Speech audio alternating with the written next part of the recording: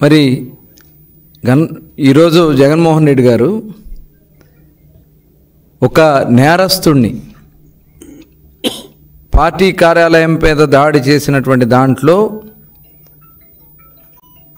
ఎవరైతే కంప్లైంట్ ఇచ్చారో ఆ వ్యక్తిని కిడ్నాప్ చేస్తే దాని మీద పెట్టినటువంటి కంప్లైంట్లో అరెస్ట్ అయితే ఇవాళకి సిగ్గు లేకుండా మీరు వెళ్ళి అక్కడ పరామర్శిస్తారు, పరామర్శించి బయటకు వచ్చి మాట్లాడతారు.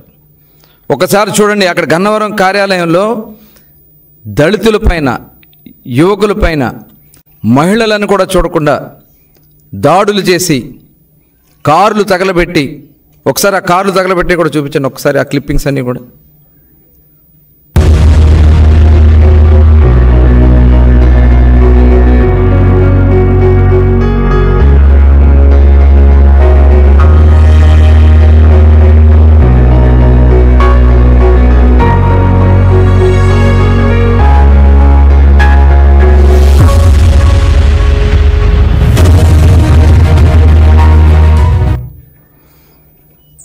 మరి ఈ రకంగా పార్టీ కార్యాలయాల మీద దాడి చేసి వ్యక్తుల్ని గాయపరిచి కార్లు తగలబెట్టి కార్యాలయాన్ని తగలబెట్టి ఇవాళ అరెస్ట్ అయినటువంటి వ్యక్తికి వత్తాసు పలకడానికి వెళ్ళడానికి మీకు సిగ్గు అనిపించట్లేదా జగన్మోహన్ రెడ్డి గారు? ఒక రాజకీయ పార్టీకి కార్యాలయాల మీద ఈ రకమైనటువంటి సంస్కృతిని చేసింది మీరు కాదా? అంటే కృష్ణా జిల్లాలో, ప్రశాంతంగా ఉన్నటువంటి కృష్ణా జిల్లాలో మీ పులివెందుల ఫ్యాక్షనిజాన్ని, సంస్కృతిని తీసుకురావడానికి మీరు ప్రయత్నం చేస్తూ ఉన్నారా జగన్మోహన్ రెడ్డి గారు?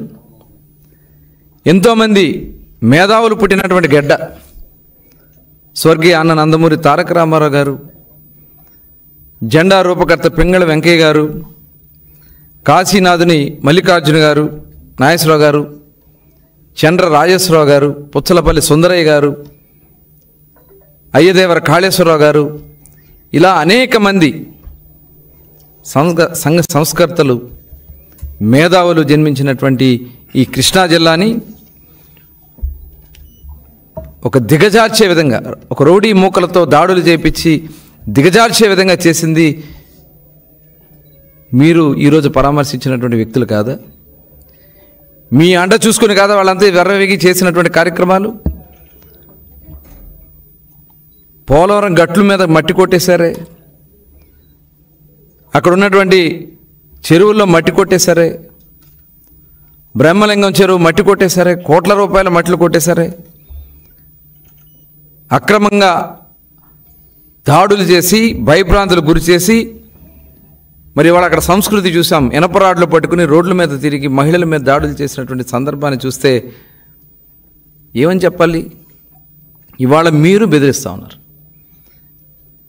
ఇవాళ ఎవరైతే ఆ రోజు తెలుగుదేశం పార్టీ కార్యాలయంలో పనిచేస్తున్నటువంటి సత్యవర్ధన్ కంప్లైంట్ ఇస్తే, ఆ కంప్లైంట్ ఇచ్చినటువంటి వ్యక్తిని కిడ్నాప్ చేసి, దాడి చేసి